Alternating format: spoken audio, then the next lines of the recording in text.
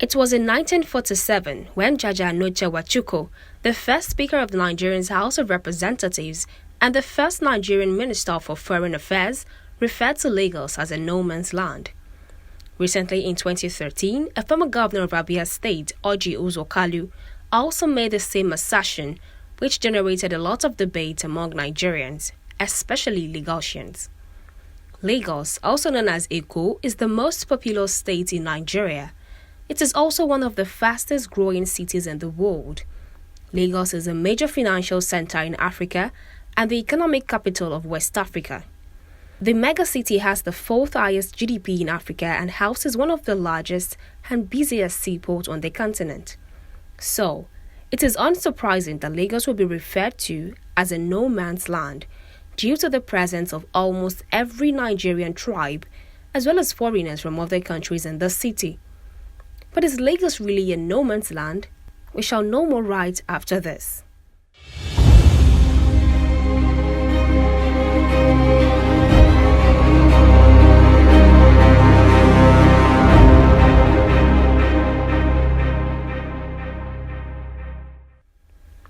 Lagos was originally inhabited by the Awori subgroup of the Yoruba people in the 15th century, who called it Oko, or farm in the English parlance.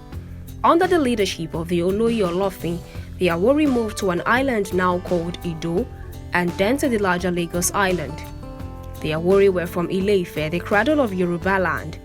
Due to intertribal conflicts, those from the hinterland like the Ekiti ran towards the Sheri, which at that time had more than one Olofin, which heads of settlement around the year 1410.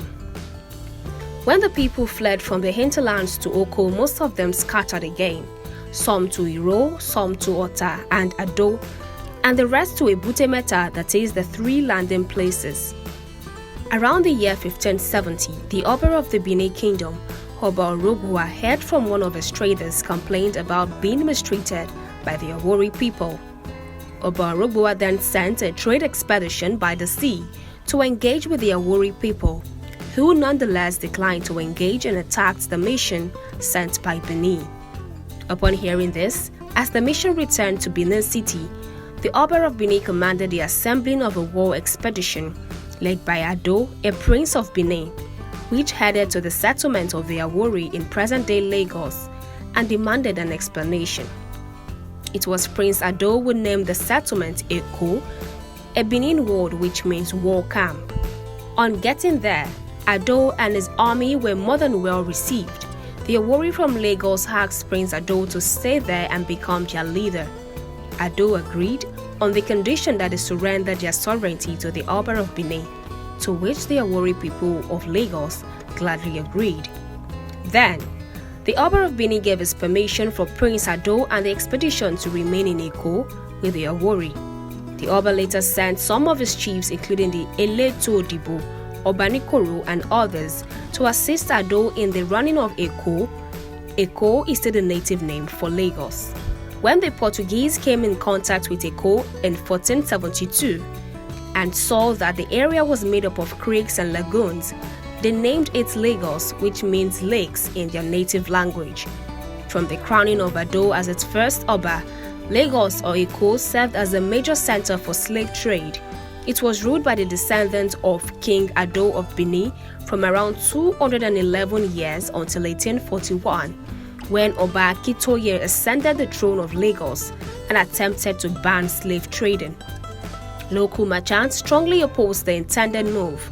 They deposed and exiled the king and installed Oba Akitoye's brother Kosoko as Oba. While in exile, Akitoye met with British authorities who had banned slave trading in 1807 and who therefore decided to support the deposed king to retain his throne.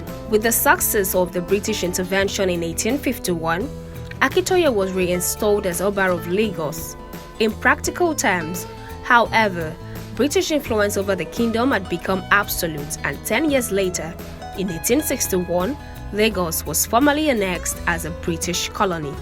The remainder of modern-day Nigeria was seized at the turn of the 20th century with the fall of Kano and Sokoto, and when the colony and protectorate of Nigeria was established in 1914, Lagos was declared its capital, continuing as such after the country's independence from Britain in 1960. Along with migrants from all over Nigeria and other West African nations were the returnee ex-slaves known as Creoles who came from Freetown, Sierra Leone, Brazil, and the West Indies to Lagos. The Creoles contributed to Lagos modernization and their knowledge of Portuguese architecture, and can still be seen in houses built on the Lagos island. Electric street lighting was introduced in the city in 1998, and Lagos experienced rapid growth throughout the 1960s and 1970s as a result of Nigeria's economic boom. Lagos was the capital of Nigeria for 77 years, that is from 1914 to 1991, when the seat of government was moved to Abuja as the new Federal Capital Territory, which was planned and built specifically for that purpose. So, what's your take? Is Lagos in no man's land? Do share your thoughts in the comments below. And if you haven't subscribed to our channel, feel free to do so by clicking on the subscribe button and of course, turn on notifications to receive the latest videos as they drop.